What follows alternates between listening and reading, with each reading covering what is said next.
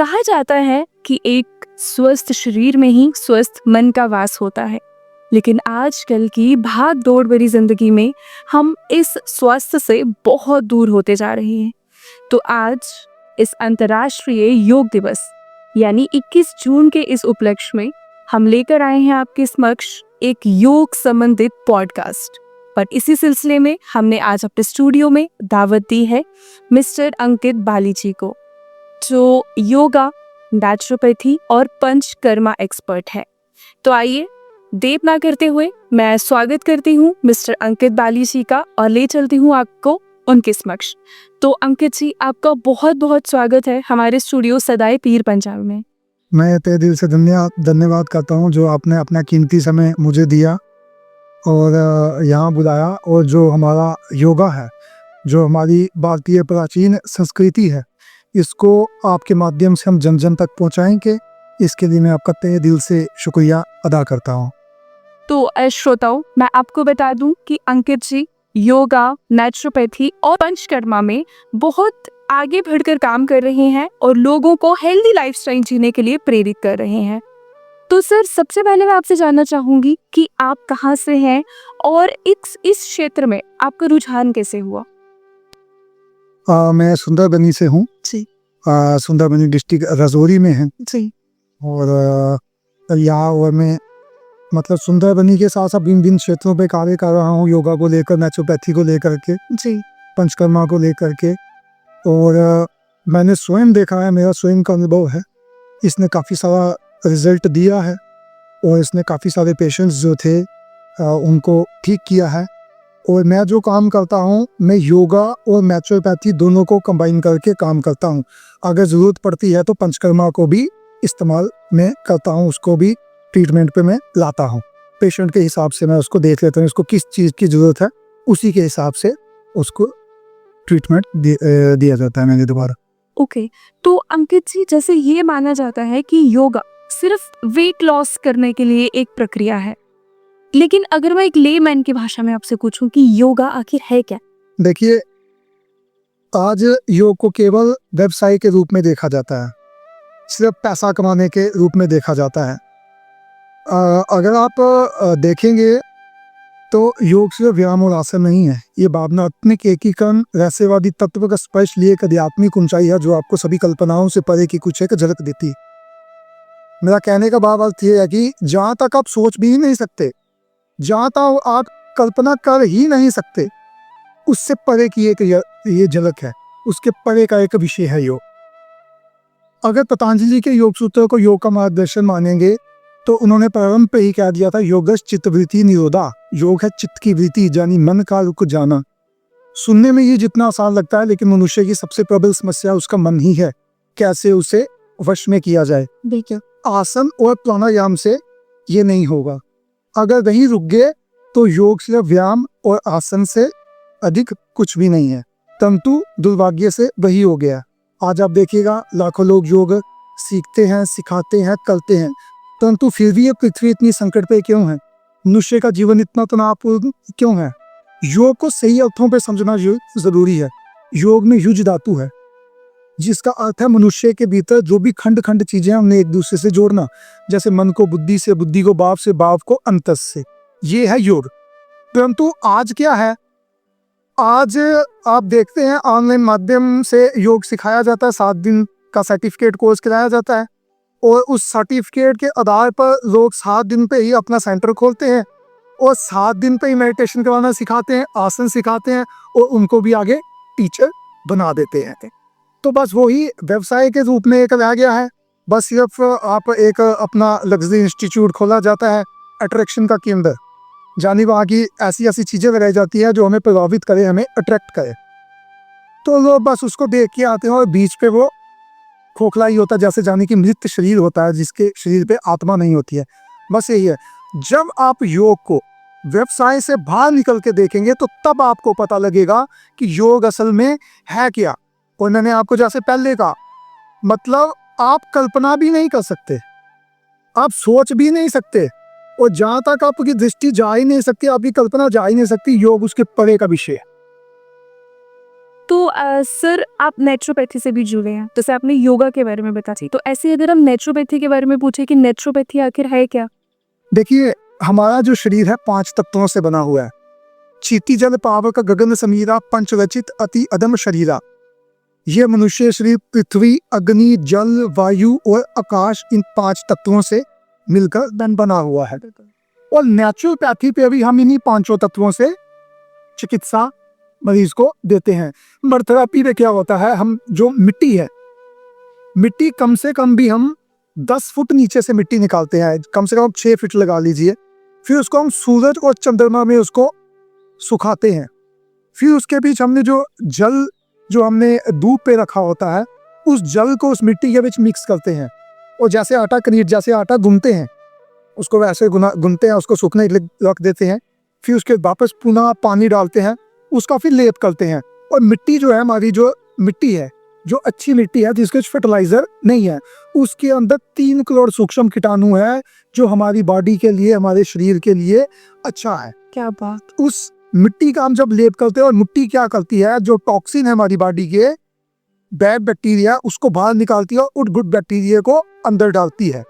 ठीक है। और मिट्टी ठंडी होती है, जो हमारे अंदर की गर्मी है, लीवर की गर्मी है, उसको बाहर निकालती है, अंदर शीत देती है।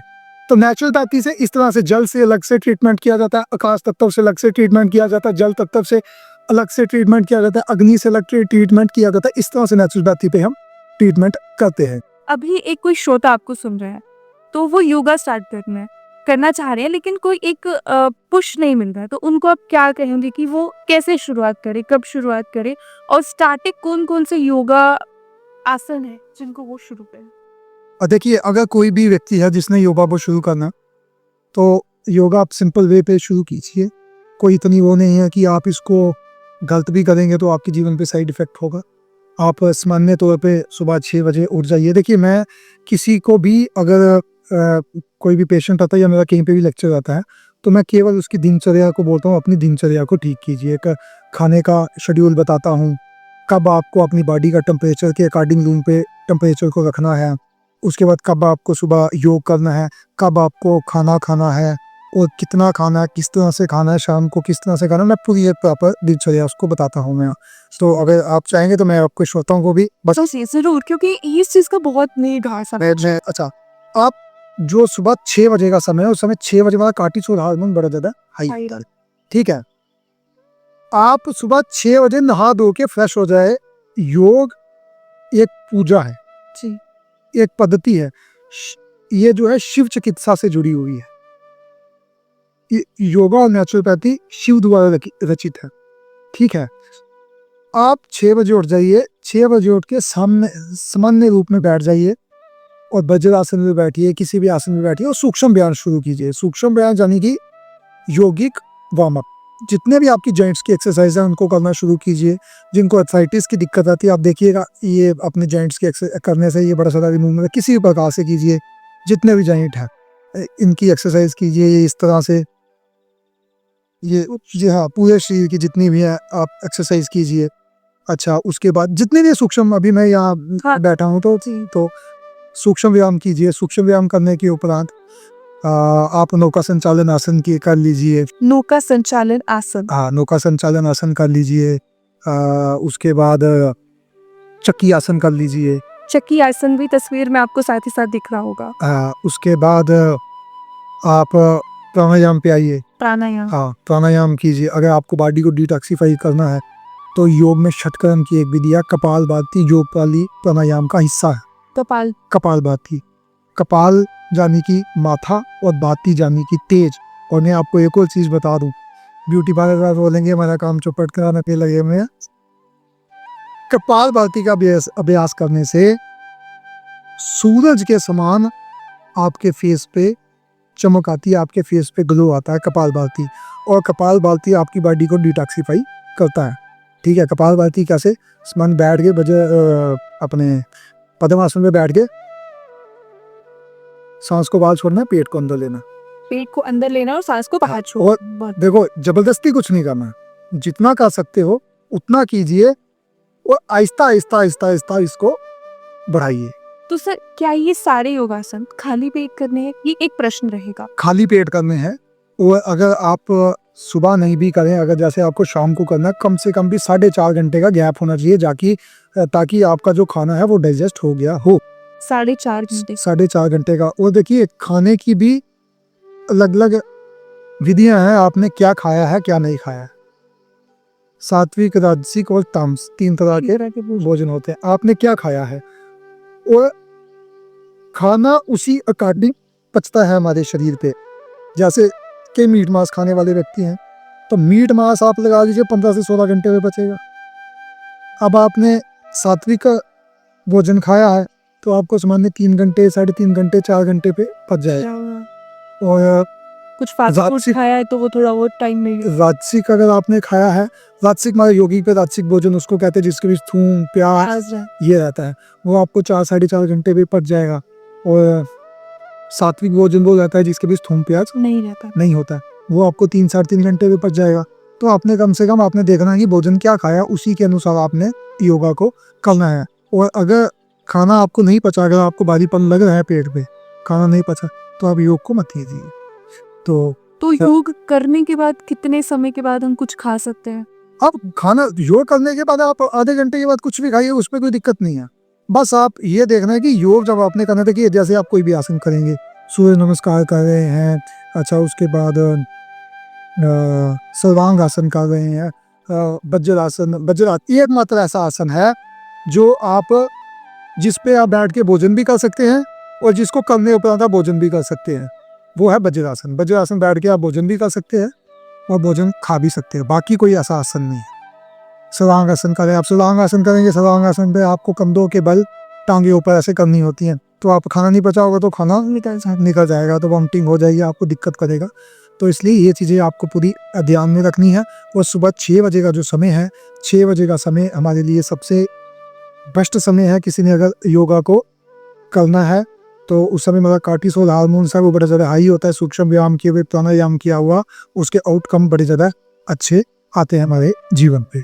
तो अंकित जी, जैसा बहुत सारे शिविर लगाते हैं योगासन के लिए, तो आपने क्या नोटिस किया कि लोग आमतौर पर क्या कॉमन एक गलती करते हैं योग को लेकर? योग को लेकर के देखिए, योग को लेकर के जब हम करवाते हैं तो देखिए, अब नए हमारे सामने जो लोग आए होते हैं, अब नए लोगों के लिए स्टार्टिंग पे उसी दिन योग करना काफ़ी सारा कठिन रहता है। अगर आप इसको दिनचर्या बना लेंगे, जैसे ही आपकी भोजन डेली खाते हैं उसी तरह से योग को भी आप अगर अपनी दिनचर्या बना लेंगे, तो मैं आपको लिख के दे देता हूँ, योग हमारे ऋषि मुनि द्वारा एक ऐसी दी हुई पद्धति है जिसको करने से व्यक्ति कभी अस्वस्थ हो ही नहीं सकता। और यदि कोई व्यक्ति अस्वस्थ है भी, ठीक है, अगर वो योग को अपने जीवन पे अपना ले तो उसको तुरंत रिलीफ मिलेगा योगा से। और उसके साथ अगर नेचुरोपैथी को अपना ले तो सोने पे सुहागा। तो स्टार्टिंग पे कोई नया व्यक्ति आता है, बॉडी स्टिफ होती है, बड़ी सारी दर्दें रहती हैं, किसी आज को आपको पता है छोटे छोटे बच्चों को बड़ी सारी दिखते हैं, तो दिखते रहती है, तो उनको कठिनाई आती है। लेकिन आप कंटिन्यूसली रोजाना उनको करना शुरू करोगे तो आपको 1 या 2 महीने के अंदर आप एक अच्छे योगी बन सकते हो। और फिर उसको आगे मतलब आप और करना शुरू करोगे, जैसे जैसे आपको समय डेली अगर आप करेंगे 6 महीने 7 महीने, तो आप एक परफेक्ट प्रोफेशनल योगी बन जाओगे। ओके, तो सर इसका कोई एज लिमिट भी है कि इस उम्र से शुरू करें और इस उम्र तक ही करें, ऐसा कुछ? योगा पे कोई एज लिमिट नहीं है, आप इसको जब मर्जी शुरू कर दीजिए और